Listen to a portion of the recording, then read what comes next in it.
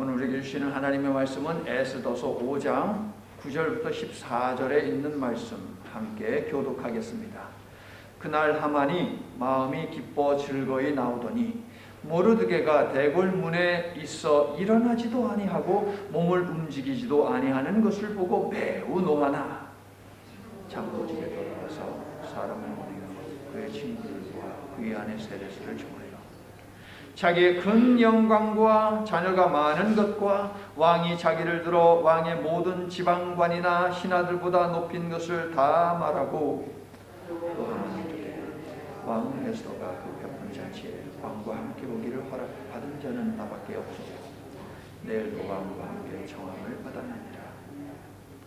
그러나 유다 사람 모르드게가 대궐 문에 앉아 있는 것을 보는 동안에는 이 모든 것들이 만족하지 아니하도다 하니 그 안에 세레스와 모든 친구들이 이르되 그 비가 50규빗 되는 나무를 세우고 내일 왕에게 모르드게를 그 나무에 매달기를 구하고 왕과 함께 즐거이 잔치에 가소서 하니 하만이 그 말을 적게 여기고 명령하여 나무를 세우니라. 아멘. 지난 주일에는 나사로의 죽음을 둘러싼 두 개의 서로 다른 관점에 관한 말씀을 들었죠. 말씀의 핵심이 무엇입니까? 어떤 사건이나 사물을 바라보는 우리의 시각의 차이는 우리의 생각의 차이를 가져오고 우리의 생각의 차이가 있을 때 그것은 믿음의 차이를 불러오고 믿음의 차이는 결론적으로 기적의 차이를 가지고 온다 하는 것이 지난주 여러분이 들었던 말씀의 내용이 되겠습니다. 또 다른 좋은 예가 민족 말살의 위기 속에 처해 있는 모르드게와 에스더가 취한 그 자세를 통해서도 찾아지는데요. 4장 14절을 보게 되면 모르드게의 중심에 무엇이 있습니까? 하나님의 구원 약속은 여전히 유효하기에 하나님은 여전히 구원을 위해 일하신다라고 하는 확신이 그의 속에 있음을 우리는 알 수 있습니다. 이러한 확신 가운데 모르드게가 설 수 있었던 비결은 무엇이라고요? 기도였다라고 하는 것을 우리는 계속 듣고 있습니다. 에스더 역시 기도를 통과함으로 벌어진 사건을 바라보는 시각이 바뀌게 됩니다. 생각이 달라집니다. 그리고 지혜롭게 계획을 세운 후에 믿음으로 결단하며 왕 앞에 나아감으로 모르드게와 함께 환상적인 팀워크를 이루고 있습니다. 그들은 이제 곧 다음 단계인 하나님의 구원 섭리를 우리가 좋아하는 용어로 표현하자면 하나님께서 기적 베푸심을 볼 것이고 체험하게 될 것입니다. 성도 여러분, 기적을 불러오는 시작에는 마음을 짓고 금식하며 하나님께 부르짖는 기도가 있다라고 하는 이 사실을 분명하게 기억하시기를 바랍니다. 그러나 다음 사실을 놓쳐서는 안 됩니다. 예수님은 죽은 자도 살리는 기적을 베푸시는 분이신데 단지 그들이 불쌍하기 때문에 기적을 베푸신 것이 아니라는 것입니다. 예수님이 베푸신 수많은 모든 기적들은 단지 고통당하는 사람들이 불쌍해서 기적을 베풀어 그들을 치료해 주신 것이 결코 아니다는 것이에요. 그러면 예수님께서 수많은 기적을 베푸신 그 이유, 목적은 무엇입니까? 하나님의 뜻을 행하고 하나님께 영광을 올려드리는데 여기에 초점이 있고 여기에 목적이 있다라고 하는 이 사실을 우리가 한순간도 잊으면 아니 될 것입니다. 물론 예수님께서 가여운 사람들을 보면 측은지심하는 마음을 가지고 계셨으면 틀림이 없습니다. 하지만 불쌍해서 그들을 고쳐주신 것이 아니라 불쌍한 그들을 고쳐줌으로 말미암아 하나님의 영광을 드러내는데 예수 그리스도의 기적 행하심의 목적이다라고 하는 것을 기억하십시오. 사랑하는 성도 여러분, 기도할 때 여러분의 시각과 생각이 여러분이 가진 문제나 그 문제 때문에 느끼는 염려와 불안과 두려움 가운데 머물지 않게 하시기를 바랍니다. 하나님의 영광을 드러내는 데에 있게 하셔야만 합니다. 여러분. 그렇게 함으로 날마다 믿음이 견고해지고 하나님이 개입하시어 섭리를 드러내시는 복된 삶이 여러분의 여생 속에서 이루어지기를 예수님의 이름으로 간절히 축원합니다. 금식 기도를 통과한 에스더의 시선은 자신의 안위에서 민족의 안위로, 세상 권력에서 하나님의 섭리로, 구원 섭리로 이동을 하게 됩니다. 자포 자기와 굳센 의지 등 다양한 감정이 읽혀지는 죽으면 죽으리라 라고 하는 이 말은 하나님이 구원하신다는 소망과 확신으로 바뀝니다. 생각이 바뀌니까 왕의 부름이 없었음에도 왕에게 나아가기 전에 에스더가 무엇을 했습니까? 왕의 시각과 왕의 생각을 바꾸기 위한 잔치를 미리 준비해 놓지 않습니까? 아무런 존재감 없이 지난 5년을 페르시아의 왕으로 살았지만 이제는 하나님의 구원 역사에 개입하여 그 일을 주도적으로 감당하는 슬기로운 하나님의 종으로 이제 에스더는 나아가게 되었다. 그렇게 성숙하게 되었다 하는 것입니다. 에스더는 앞뒤 안 가리면서 그렇게 나서지 않았습니다. 지혜롭게 고도의 심리전을 철저히 계획했고 서두르지 않고 하나님의 때를 기다리면서 서서히 퍼즐을 맞추며 하나님의 백성 구하기 프로젝트를 실행해 나갑니다. 하만은요, 왕후가 베푼 첫 번째 잔치에 초대돼서 음식을 맛있게 먹었습니다. 정말 기분 좋게 술도 건배하면서 마셨습니다. 오직 왕과 자신만이 왕후가 준비한 베푼 그 잔치에 초대받았다라고 하는 이 사실로 인하여서 너무너무 기분이 좋았어요. 왕이 자신을 페르시아의 2인자로 임명을 해주고 왕후도 달라진 자신의 위상을 인정하고 왕족의 테이블에서 함께 먹고 마시니 마치 자신이 왕이라도 된 듯한 그러한 기분에 도취되어 있었습니다. 그는 그렇게 콧노래를 부르면서 가벼운 발걸음으로 궁을 빠져나갑니다. 그런데 싱글벙글하던 그의 얼굴에 갑자기 어둠의 그늘이 싹 찾아옵니다. 보는 자들마다 자신에게 허리를 숙이고 또 어떤 사람은 납작 그냥 코를 땅에 박고 절을 하며 그에게 경의를 표하는데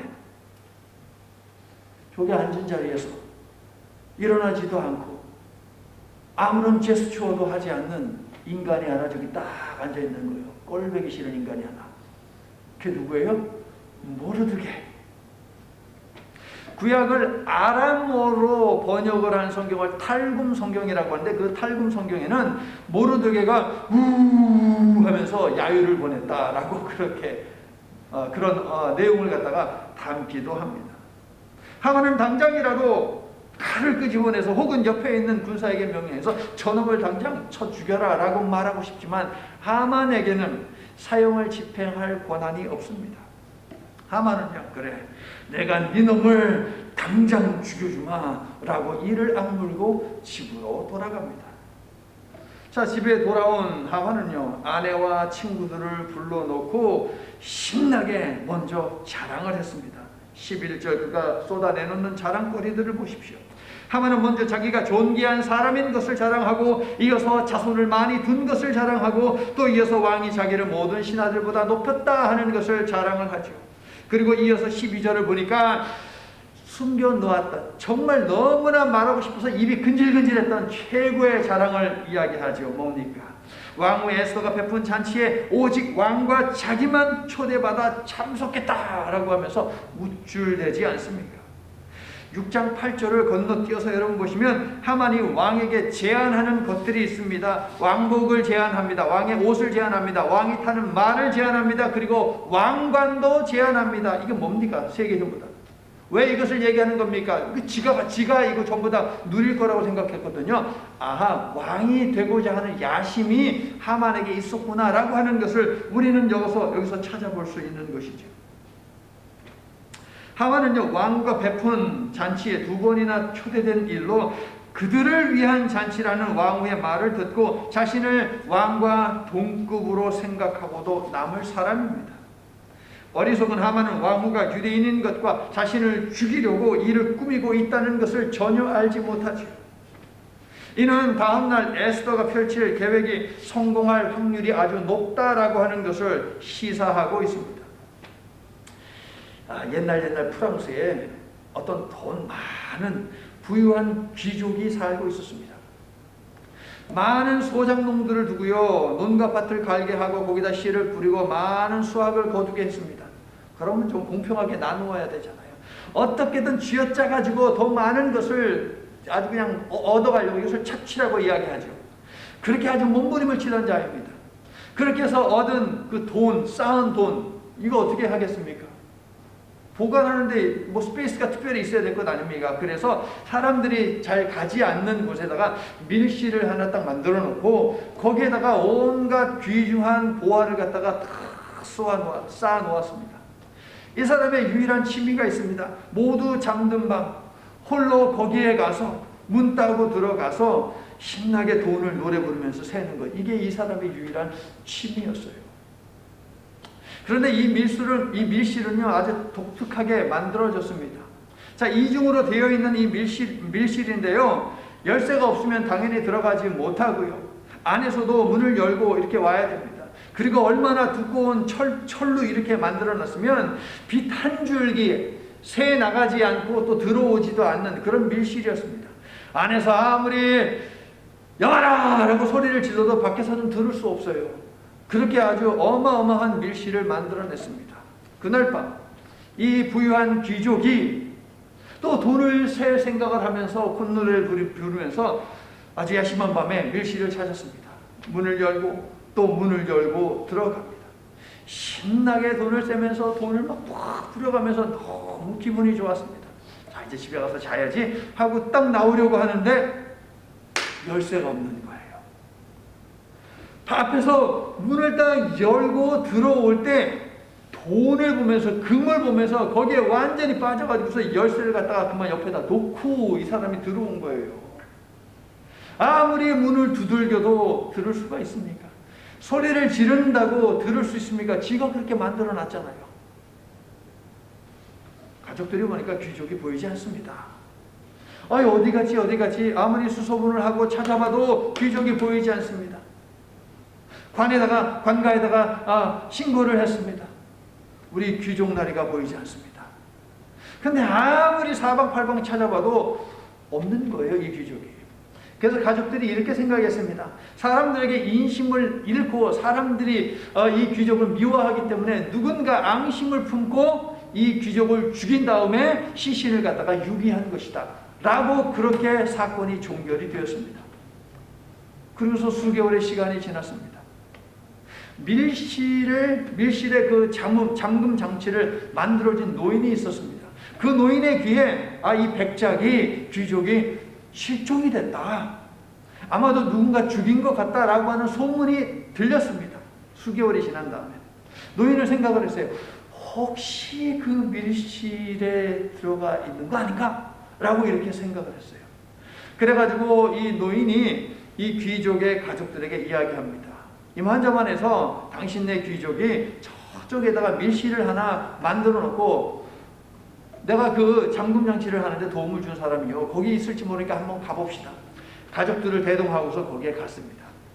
그래가지고 기술자니까 단대 문을 탁 열고 들어가 보니까 열쇠가 떨어져 있는 거예요. 그래서 또 그 열쇠로 문을 열고서 들어가니까 하는 귀족이 어떻게 됐습니까? 자신이 쌓아놓은 그 금 보화 위에 널브러져서 시체가 썩어 있었습니다, 여러분. 얼마나 어리석습니까?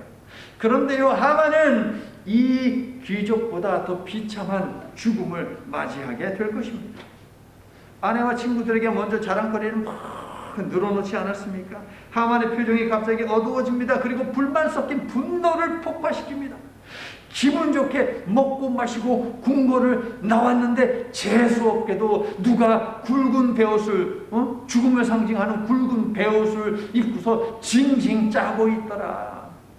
그런데 그 자를 가만히 들여다보니까 모든 사람은 나를 볼 때마다 고개를 숙이고 엎드려 절을 하며 나에게 경의를 표하는데 유독 오직 한 사람 경의를 표하지 아니하는 모르드게라고 하는 자다.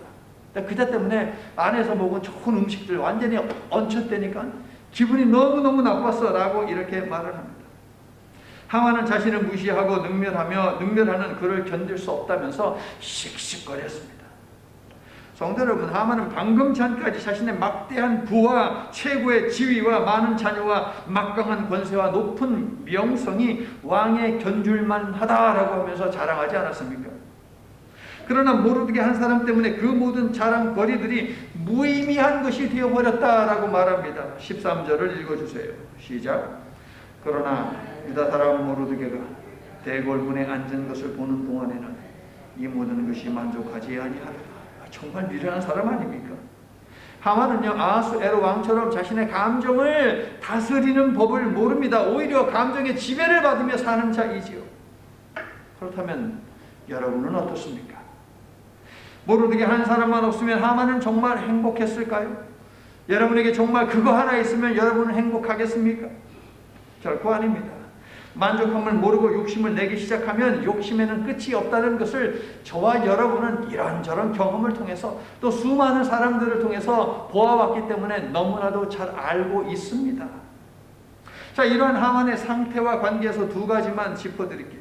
첫째, 하만이 늘어놓은 자랑거리들은 그가 당하게 될 치욕적인 최후와 강한 대조를 이룬다라고 하는 것입니다. 성도 여러분, 하나님에 대한 두려움도 없이 눈에 보이는 돈과 힘과 배경에 내 가치와 안전과 행복을 두고 있다면 나 역시 멸망의 잔치에 초대받고 있다라고 하는 이 사실을 알아야만 합니다.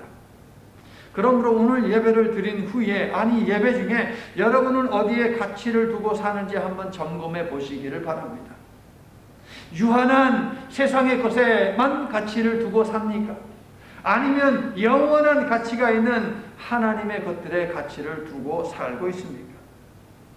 자, 오늘 설교를 준비하다 보니 뭔가 좀 특별한 교동문이 필요했습니다.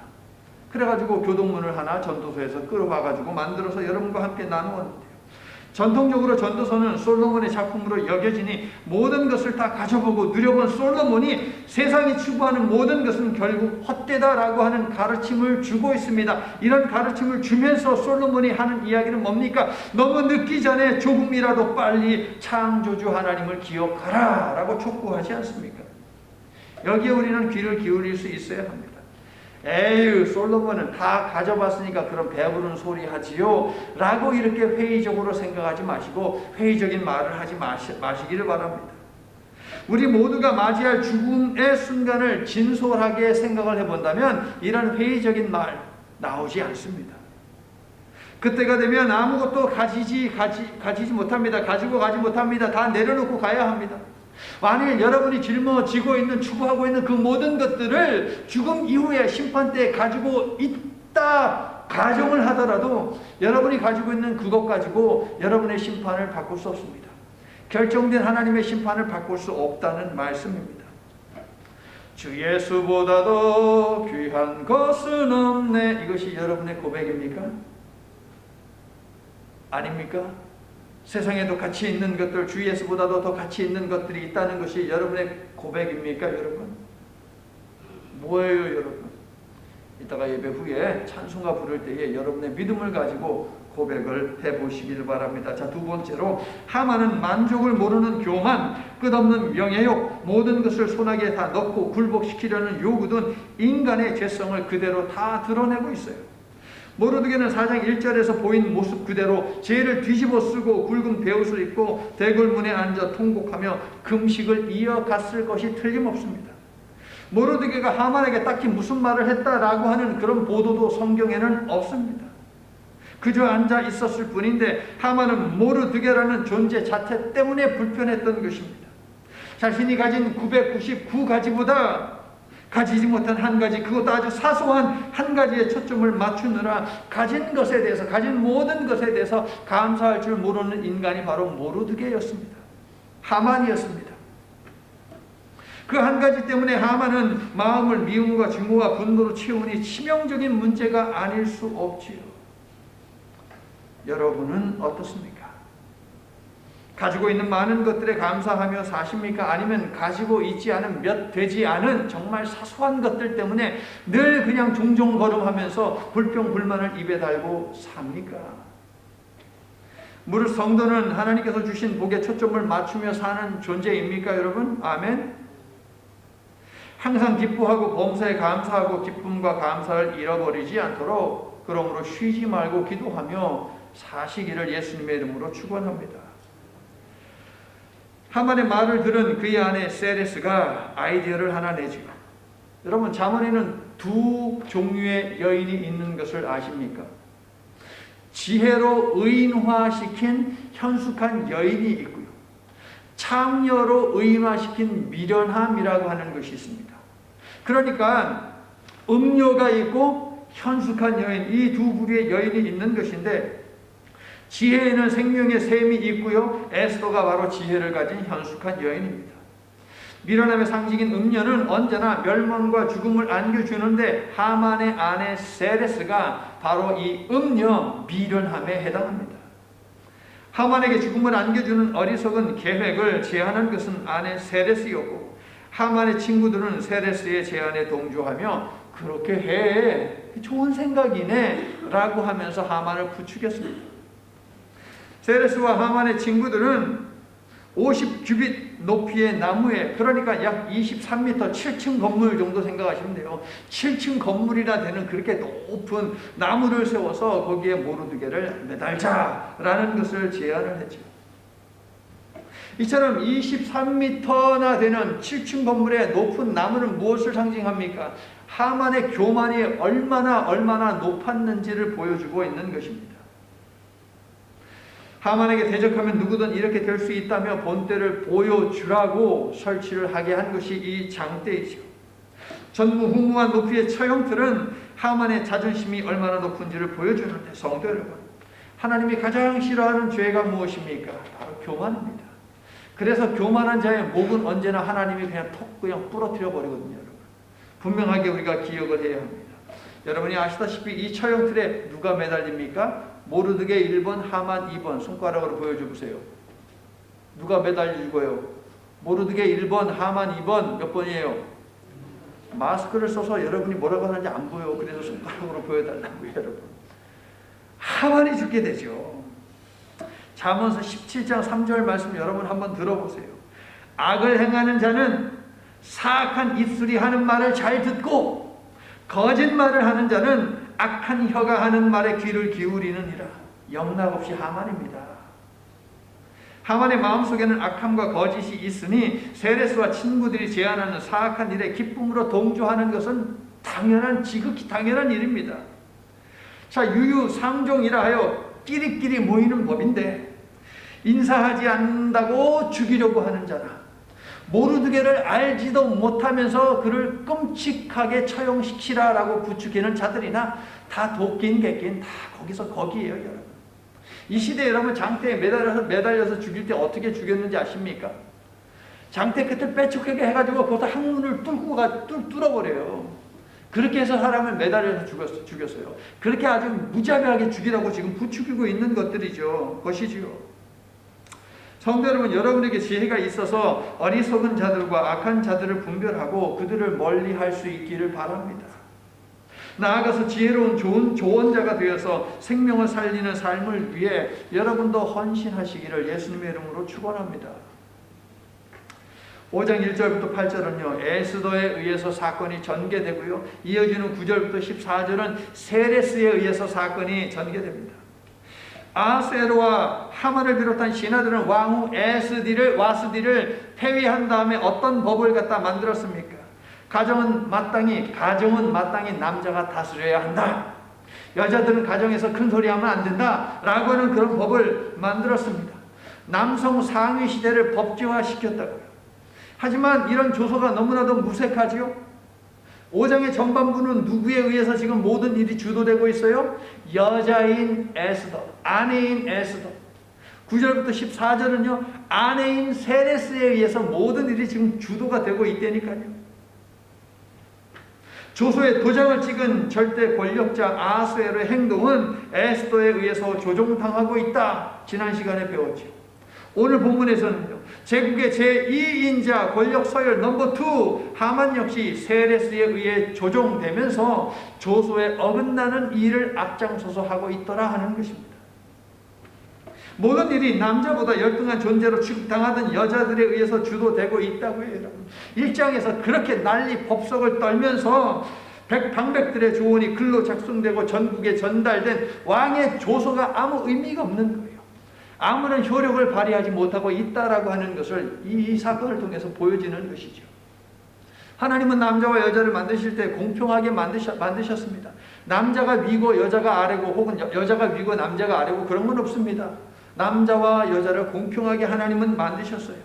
이것이 하나님의 질서입니다. 그래서 하나님은 세상이 그렇게 돌아가도록 만드시는 분이십니다. 자, 재미있는 사실 하나. 하만의 아내가 세레스라고 이렇게 되어 있죠. 그런데 세레스는 하만의 아내의 진짜 이름일 수도 있고 하만이 아내를 부를 때 하나의 애칭으로 부른 것일 수도 있어요. 이유는 무엇이냐? 세레스라는 단어가 황금이라는 뜻이거든요. 황금.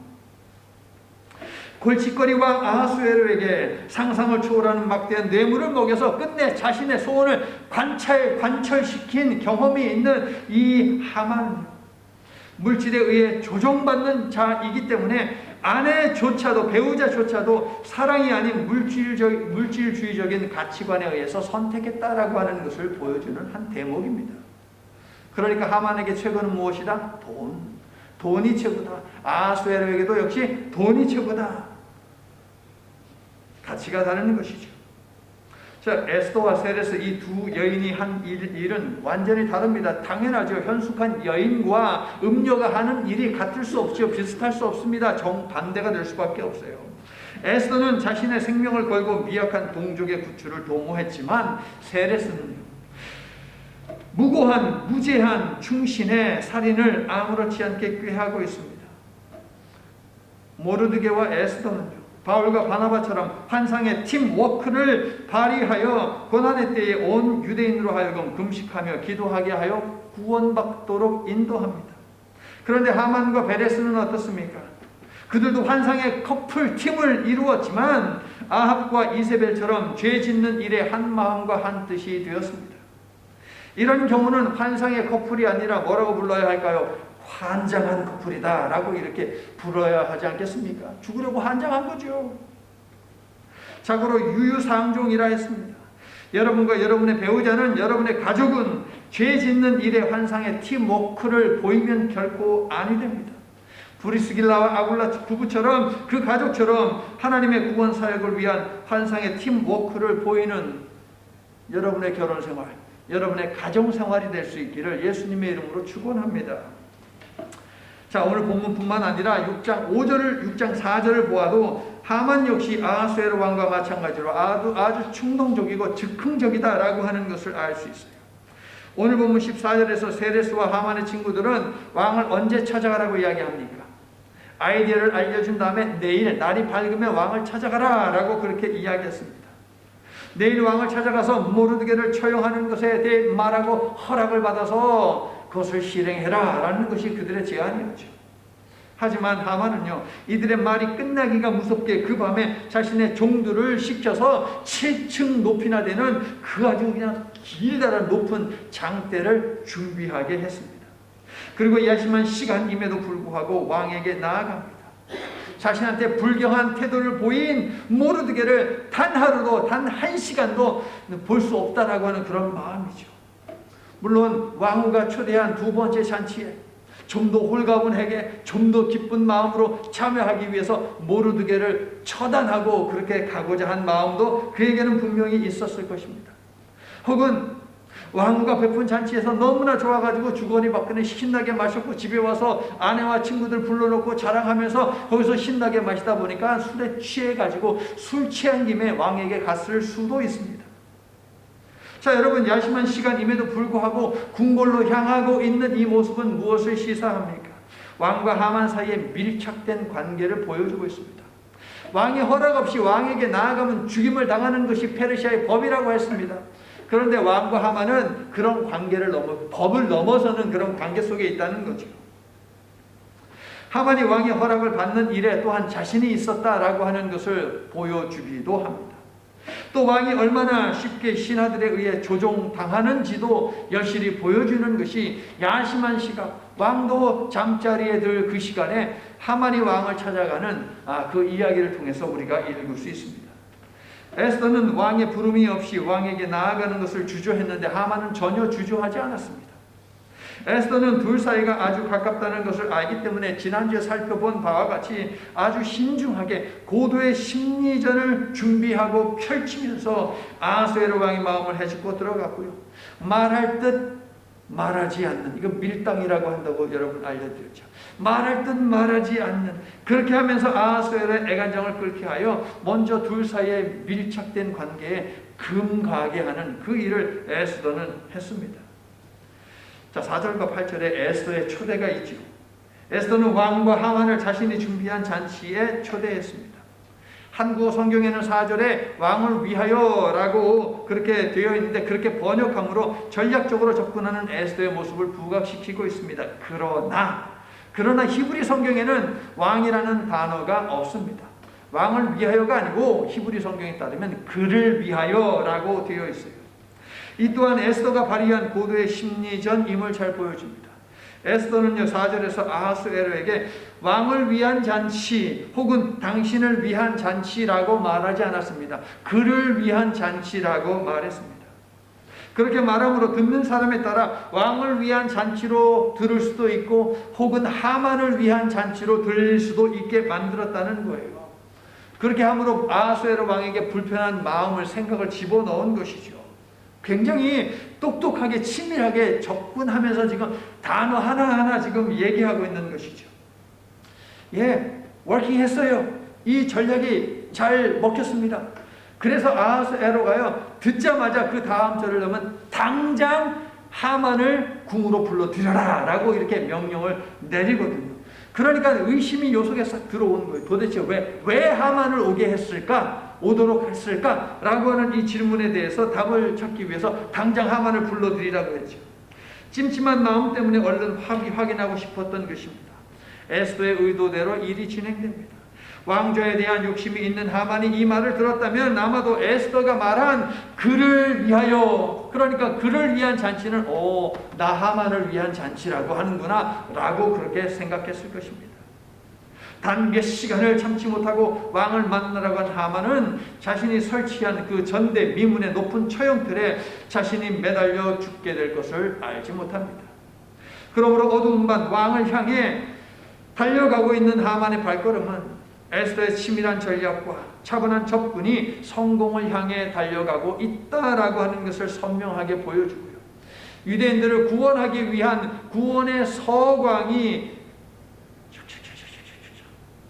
점점 밝아지고 있다라고 하는 것을 보여준다 하겠습니다. 성도 여러분, 지혜의 또 다른 단어는 통찰력인데요. 통찰력. 현숙한 여인 에스더가 소유한 이 통찰력을 저와 여러분도 얻게 되기를 간절히 소망합니다. 이 통찰력을 얻기를 사모하십니까? 그렇다면 여러분 기억하십시오. 무엇을? 에스더는 먼저 죽으면 죽으리라 결단했고 금식하며 하나님 앞에 엎드렸다는 것입니다. 그러므로 하나님 앞에서 헌신과 희생을 각오한 삶을 살아서 통찰하는 지혜를 받아 누리시기를 바랍니다. 그리고 여러분의 가족과 함께 한 공동체를 이룬 성도들과 함께 환상의 팀워크를 발휘하며 현명하고 슬기롭게 맡은 사명을 잘 감당하며 사시기를 예수님의 이름으로 축원합니다. 아멘. 사랑의 하나님, 하찮은 일에 집착하여 자신의 인생을 망가뜨리고 있는 하만의 모습을 통해 너희는 어떠하냐? 라고 묻고 계시는 하나님의 말씀을 듣습니다. 시험 중에는 우리가 감당하기 벅찬 큰 시험이 있지만 대부분의 시험은 정말 별것 아닌 것들입니다. 그리고 별것 아닌 것들 때문에 시험에 빠져 예배의 자리를 외면할 때가 있습니다. 세상에는 많은 유혹도 있는데 세상이 내미는 것들은 하나같이 자꾸 눈이 가고 손이 가는 것들이어서 그것들을 쫓느라 신앙의 가장 기본인 예배를 소홀히 여길 때도 있습니다. 이 세상 부귀와 명예, 행복과 바꿀 수 없는 것이 예수님이라고 말로만 노래하는 것이 아니라 삶으로 이 사실, 이 진리를 고백하며 살아가는 저희가 되도록 우리의 생각과 마음과 중심을 붙들어 주시옵소서. 유혹과 시험에 약하여 죄에 노예된 저희를 어린 양의 피로 자유케 하신 목적인 예배를 등질 때가 있더라도 주 여호와 하나님이시여 저희를 포기하지 마시고 야곱 나루토에서 간사한 야곱에게 하셨던 것처럼 이런저런 핑계와 논리로 정당화시키느라 바쁜 저희의 생각과 삶을 바로 잡아 주시옵소서. 환상의 팀워크로 유혹과 시험을 펼치고 하나님의 구원사에게 초점을 맞추고 협력하는 저희가 되도록 도와주시옵소서. 예수님 이름으로 기도드립니다. 아멘.